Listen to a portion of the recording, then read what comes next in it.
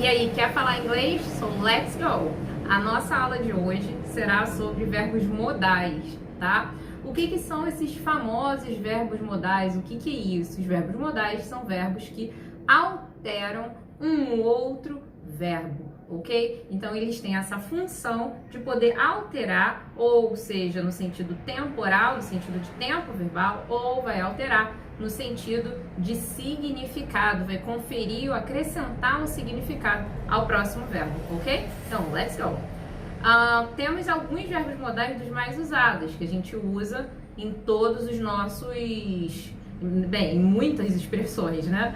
Como, por exemplo, can, could, a gente ouve muito, né? Então, a gente tem esses verbos modais que eles são muito usados. Mas a gente tem outros verbos que são muito usados também, mas que eles não são tão, muitas das vezes, divulgados, né? Porque a gente não faz tantas expressões com eles, tantas frases, essas frases prontas a gente não usa.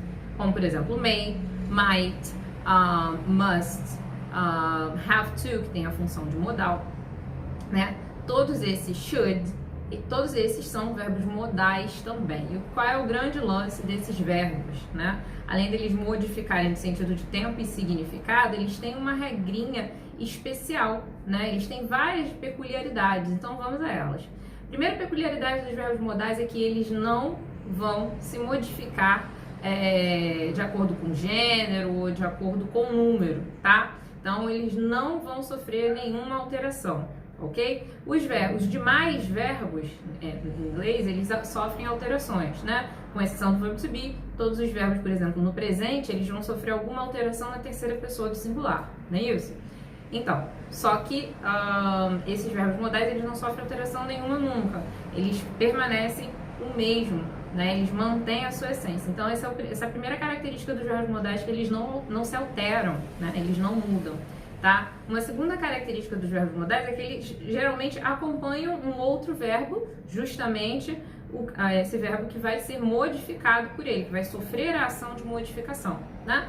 Então, como que eu vou distinguir quem é o verbo modal e quem é o verbo principal, né? O verbo principal dá a ideia da ação de verdade, daquilo que está realmente acontecendo na frase. O verbo modal, ele não vai ser uma ação. Eu gosto de chamar esses verbos modais de setas. Eles indicam o caminho para onde a frase vai. Se vai para frente, se vai para trás, o significado. Eles só indicam, né, o sentido da frase, ou o tempo verbal que essa frase vai adquirir a partir da inserção desses verbos na frase, ok? Então, a gente tem essas duas características. Uma outra característica é que o verbo após o verbo modal e o verbo que vem depois do verbo modal, eles não vão sofrer alteração também, independente da pessoa que seja. Então, ainda que esteja no presente, ainda que seja a terceira pessoa do singular, você não vai alterar esse verbo. Então, eu vou falar she can dance. She can dance. Eu tenho she, que é a terceira pessoa, estou falando no presente, estou falando de uma realidade, um fato, uma habilidade que ela possui no presente. Uso can como modal para indicar isso e uso dance, que seria a ação principal. She can dance. Apesar de ser she, eu não vou usar dances, por exemplo, como eu usaria se eu não tivesse esse can.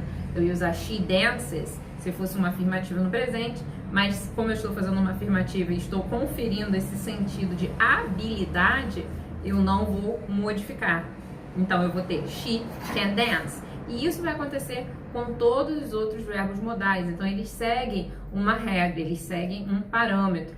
Com exceção do have to, que tem a função de modal, os demais verbos modais, eles não vão... os verbos que vêm após o verbo modal, ele não vai receber o to na frente. Muitas das vezes esse verbo vai estar no infinitivo, mas ainda assim você não vai usar esse to na frente, né? Então, eu não falaria she can to dance, she can dance, she can play, we can hear, I could go, e por aí vai, you should do, né? Então, todas essas frases eu estou formando com uma pessoa, um modal e um outro verbo que não vai ser alterado, né? Que ele não vai sofrer essa modificação, lembrando que o have to é uma exceção, ele adquire essa característica de modal e ele já é diferenciado, tanto que a gente já fala have to, porque ele tem que vir com to junto para dar essa ideia. Então vamos ao significado de cada um desses verbos modais.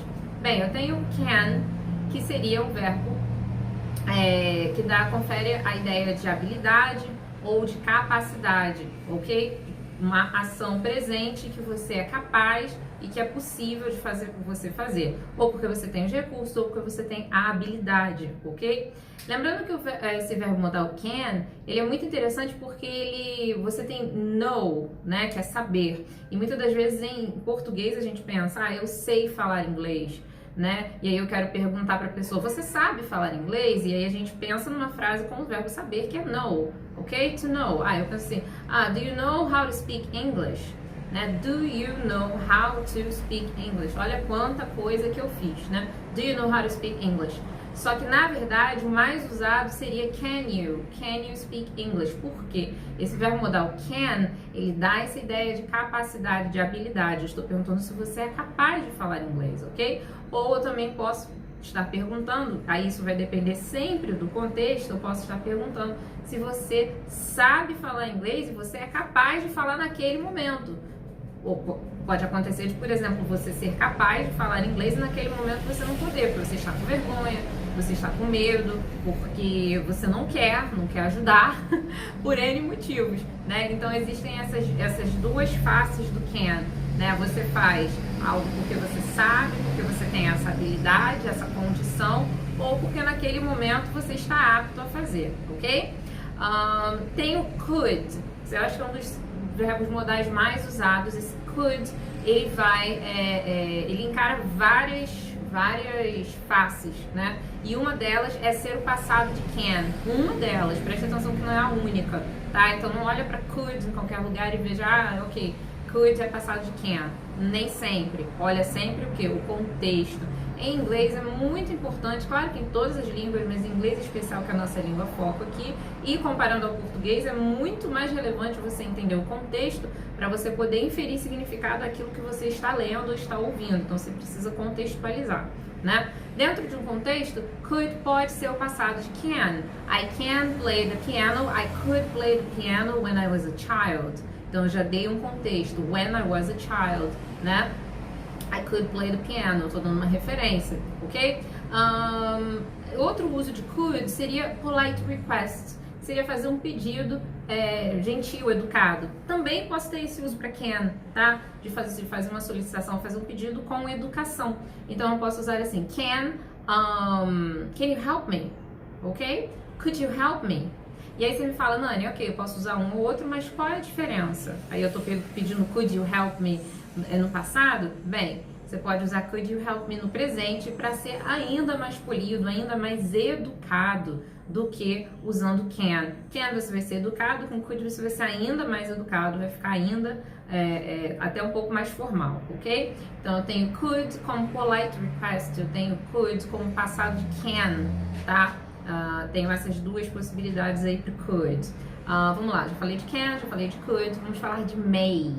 May é um verbo modal que ele vai te conferir a intenção de probabilidade, algo que é provável que aconteça, ok? Então vamos lá, eu olhei para o céu e eu tô pensando assim, ok, it may rain. Por quê?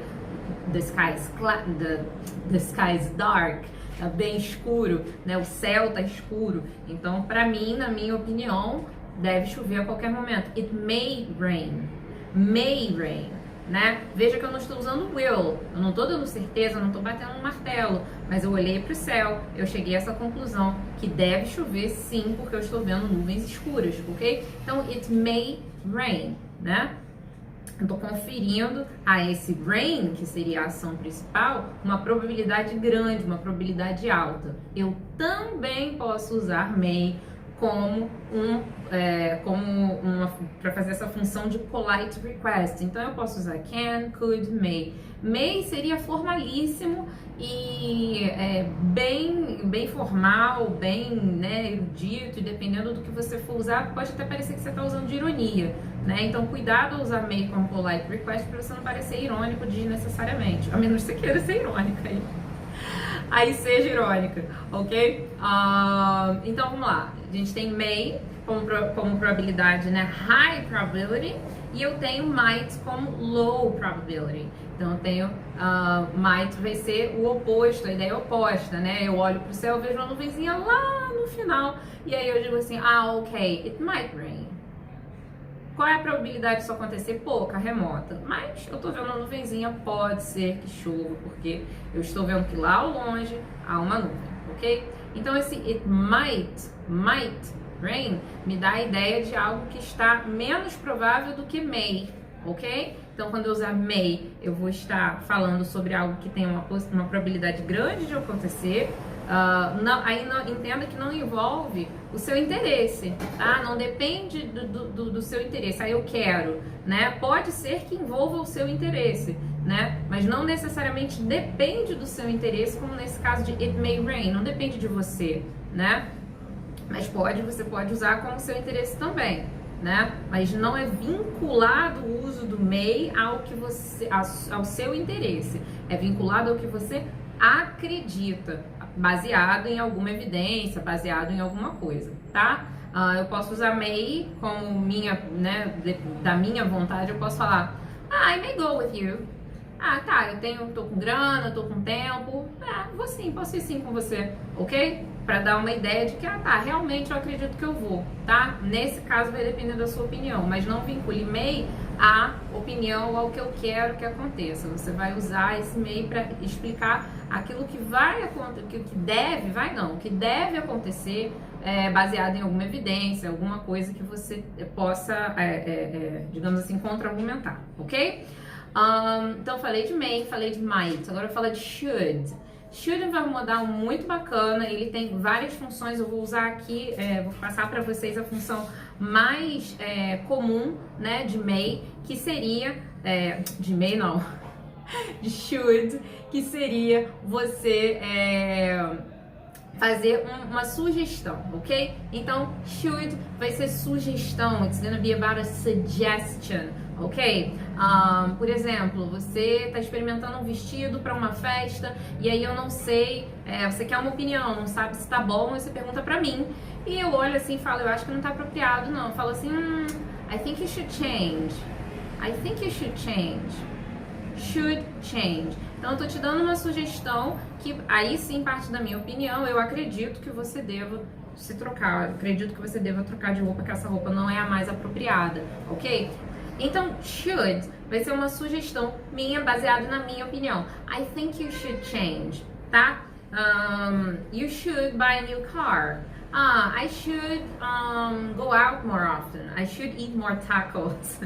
Ok? Então, should vai ser uma sugestão, tá? You're gonna use it as a suggestion, ok? Can, could, may, might, should, must. Ok, se should eu vou usar como sugestão, must eu já vou usar como uma obrigação, obligation, ok? Então realmente vai ser uma coisa que é mandatória. O que eu quero dizer com isso? Por exemplo, leis, laws, você vai encontrar muito esse must em leis, em regras, em normas, ok? Em situações em que não haja uma outra alternativa, né? Quando você está preenchendo a ficha para o visto americano, por exemplo, tem must de cima a baixo, né? Porque you must this, you must that, you must do this, you must do that. Porque são condições obrigatórias que caso você não as cumpra, você não vai alcançar o seu objetivo, no caso do meu exemplo, do visto, tá? Então é importante entender essa ideia do must como uma obrigação, tá bom? Should seria uma sugestão, você tem a opção de fazer outra coisa baseado na opinião de alguém. Must não é opinião, é uma coisa que você deve fazer porque você não tem outra opção, é como se fosse uma regra, uma norma, uma lei, tá? Parecido com must, eu tenho have to. Eu tenho have to. Então, o have to, como que ele vai, o que vai acontecer com esse have to? Né? Ele é parecido com must, porque ele dá uma ideia um pouco mais séria, né, de necessidade, mais do que should, que é só uma recomendação, é só uma sugestão, mas é menos do que must. Então, have to você pode imaginar como um intermediário entre should e must. né? Porque have to é uma coisa forte, é uma sugestão forte, mas ela não é uma obrigação, apesar de ser bem forte, tá? Não chega a ser uma obrigação. Então tem essas nuances, né? Should, have to, must. Se a gente fosse colocar assim numa gradação, né? Seria should, have to, must em nível de obrigação, ok? E aí a gente tem os verbos que a gente já conhece, que eles têm dupla função muitas das vezes, né? Assim como esses outros também podem ter, alguns deles, né? E eu não vou nem entrar nesse mérito agora, porque não é o nosso foco aqui, né? Mas a gente tem os nossos conhecidos, né? Que eles também atuam como verbos modais, né? Porque eles modificam o próximo verbo. Eles, muitas às vezes, eles têm eles são a própria ação e, por vezes, eles são auxiliares que vão modificar o próximo verbo. O mais conhecido que a gente usa toda hora é o do. Do, ele modifica o próximo verbo, né? Ele dá a indicação. Quando você olha para do, você tem certeza que aquela frase ali, aquele trecho da frase, aquela oração, pelo menos, ela vai estar no presente. Do or does. Does vai ser para a terceira pessoa do singular e do para as demais pessoas, né? Então eu tenho do e ele no passado ele vai ser did. Então quando eu vejo did, eu tenho certeza que aquela frase ou aquele trecho da oração se refere a algo no passado, ok? Did. Então eu tenho do e tenho did, né? Did é o passado de do, tá? Então quando que esse verbo do ele vai ser um auxiliar? Quando ele está vinculado a outro verbo e quando ele é o que modifica, ok? Por exemplo, I don't like tacos. Mentira, adoro, mas imagina que não. Aí eu falo assim, I don't like tacos. Esse do, esse don't, que seria a contração do not, ele está modificando like. Em que sentido? Dando o sentido negativo, mas isso é por conta do not, mas ele está indicando que esse like está no presente, ok? Então, I don't like tacos, né? E se eu tirar esse do e colocar did, eu já estou falando do passado. I didn't like tacos. I didn't like tacos. Então, eu vou ter essas duas situações, tá? E eu tenho também will. Will é muito conhecido e a gente sabe que o will indica futuro, né? Uma ideia futura que dá um pouco mais de certeza do que, por exemplo, going to. Going to, na teoria, é uma ideia de futuro em que você planejou na hora que você está falando, e o will é um verbo modal em que vai dar a ideia de que você tem certeza daquilo que você está falando, tá? Você tem praticamente uma bola de cristal, você está certo disso. Isso é na teoria. Na prática, na vida real, eles são interchangeable, né? Você consegue usar um ou outro e isso vai fazer... não faz assim tanta diferença na comunicação do dia a dia, mas aí se a gente for, né, falar de textos formais, existem algumas regrinhas que a gente precisa observar e precisam ser seguidas, né? Então seria que o will, ele dá uma ideia de certeza, algo que você pode, digamos, você já bateu o martelo para o futuro, e go into é uma coisa que você está pensando na hora, decidiu na hora, ou aspas, menos certo do que o will, tá? Então eu tenho going to também com a função de modal, né? I'm going to play, I'm going to have dinner with you, tá? Então I'm going to, né? Também tem essa ideia de dar essa ideia de modalidade, porque ele altera o próximo verbo. Preste atenção que ele já vem acompanhado do to, tá? Você vê que ele já vem acompanhado do to. Going to. Você não pensa em going, você pensa em going to. Have não pode pensar só em have, tem que pensar em have to para ele ter essa ideia de modalidade, ok? Eu tenho um outro verbo, também uma outra assim, união de duas palavras que vão ter esse peso de modal, que seria used to, né? Só que o used to ele é um pouquinho peculiar porque ele tem várias ramificações, né? Então vamos lá. Eu posso falar assim: I used to go out every weekend. I used to go out every weekend, tá? I used to go out every weekend. Então você vai dar uma ideia de quê? De um hábito passado. I used to go out every weekend. É um hábito passado, não é que eu ia. Não é assim, I went out every weekend. Porque você tá batendo o martelo e falando que você ir era um fato e acabou. Quando você fala used to go out every weekend, você está falando de algo que era um hábito passado. Então você quer dar essa ideia de que você tinha esse hábito. Muitas das vezes a gente usa isso para falar em contraste com o agora. I used to go out every weekend before my children were born. Tá? Antes de meus filhos nascerem. Então, antes de meus filhos nascerem, eu costumava sair todo final de semana. Agora eu não saio mais. Então, geralmente, quando você dá essa ideia de contraste, o used to, ele se torna indispensável, porque ele vai te dar essa ideia de um hábito passado, um hábito que você abandonou. Por exemplo, I used to smoke. É muito diferente você falar I used to smoke e você falar I smoked. I smoked, eu vou te perguntar when.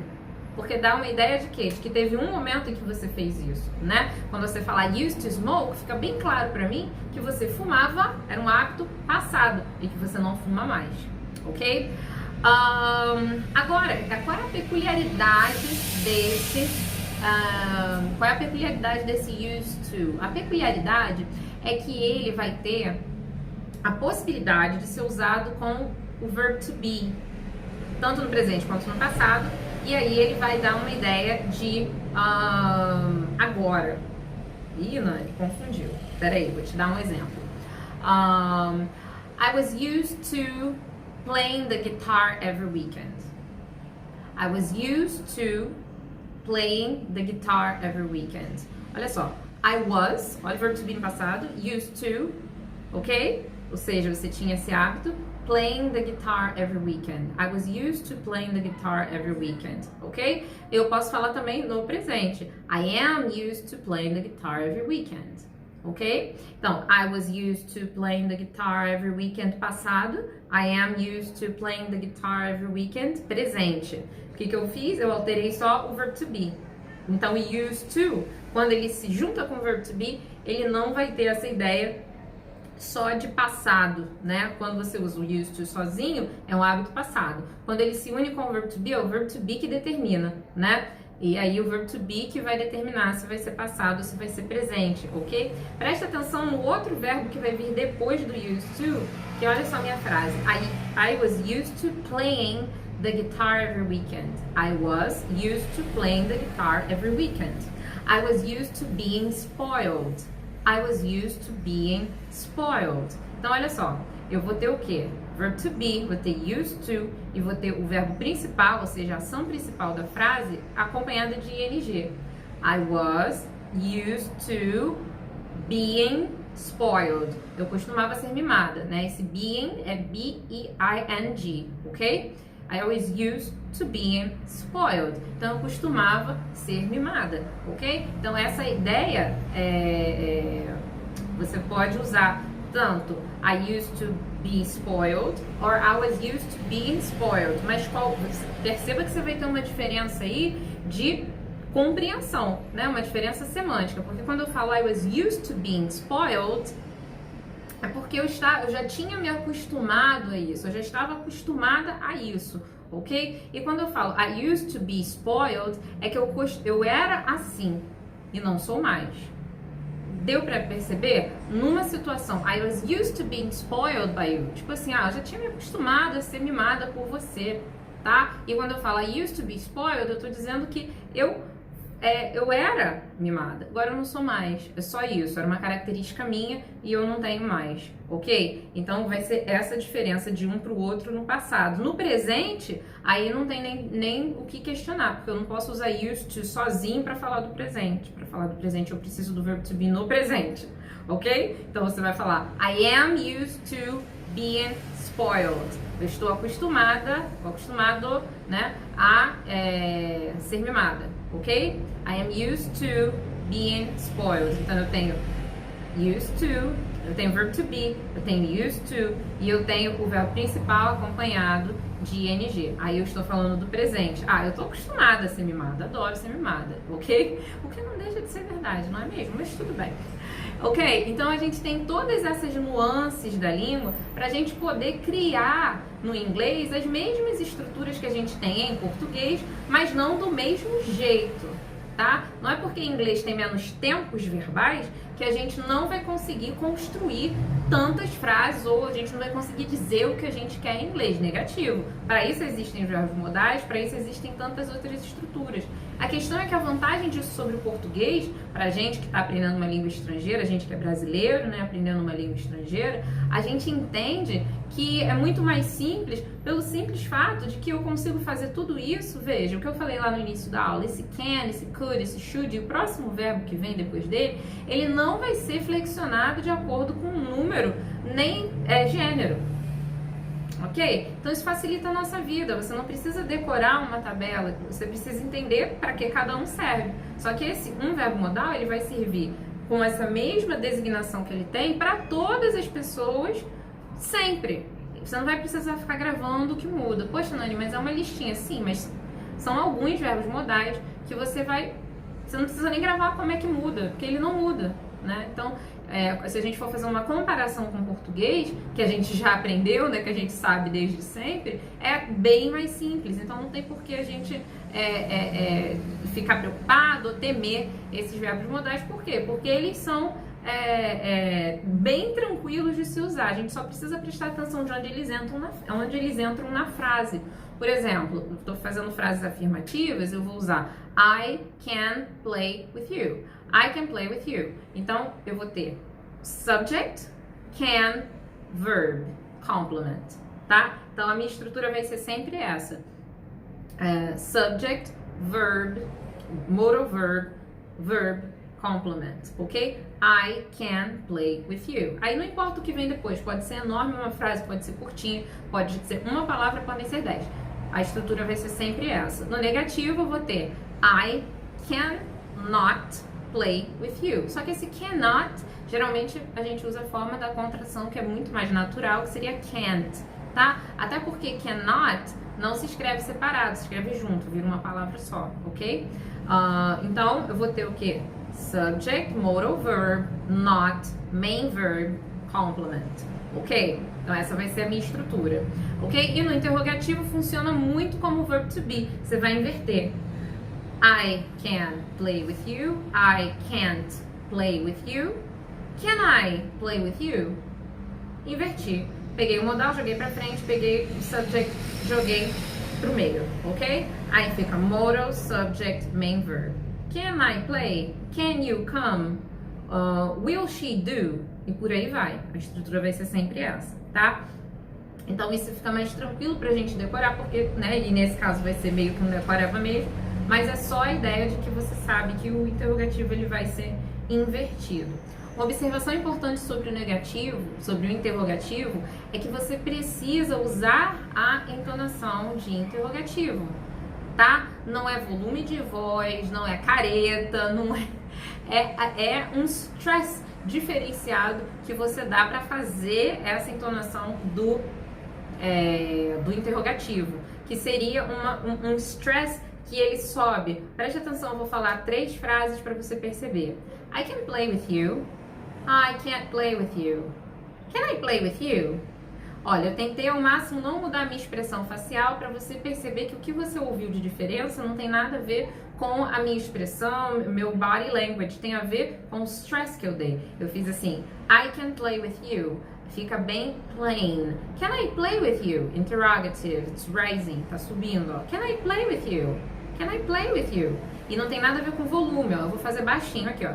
Can I play with you? Can I play with you? Can I play with you? Tô falando baixo, não muda nada, ok? Então não é alto ou baixo. A questão é você fazer uma entonação que sobe. E aí, o negativo é o oposto, it's falling. Então você vai falar, I can't play with you. Ó, I can't play with you. Can I play with you? I can't play with you. Percebeu a diferença? Isso é de suma importância. Então eu vou ter essas diferentes nuances para todos esses verbos modais, e lembrando de um extra aqui, um plus, que caiu aqui de paraquedas no meio da aula, que é essa entonação do interrogativo, negativo, afirmativo, tá? Ok, então agora, o que eu quero que você faça? Eu quero que você faça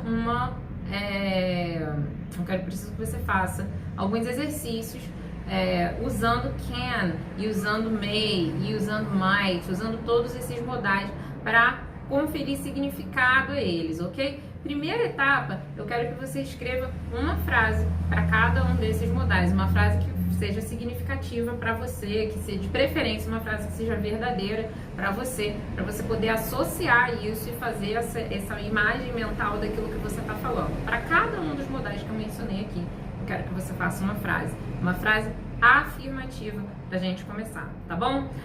Depois disso, eu não vou te pedir para passar para negativo e para interrogativo, não. Isso na nossa próxima aula você vai me falar, né? Como que fica no interrogativo, como que fica no negativo. Mas eu quero que você faça essas frases e eu preciso que também você use o material, né?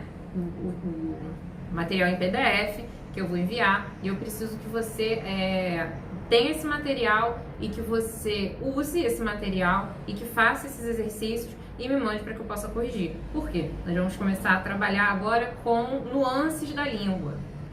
A partir do momento que você começa a entrar nessa área de estudar verbos modais, a gente já não está mais trabalhando com apple, maçã, cadeira, verbo to be, ser ou estar, parará. Não, você não vai trabalhar mais com coisas tão tangíveis, né? Você vai trabalhar com coisas que não são tão tangíveis, né? Você vai começar a trabalhar com conceitos, com ideias. Então a gente precisa começar a se adaptar a essa ideia de conceitos, de ideias e não necessariamente de palavras que precisam de tradução.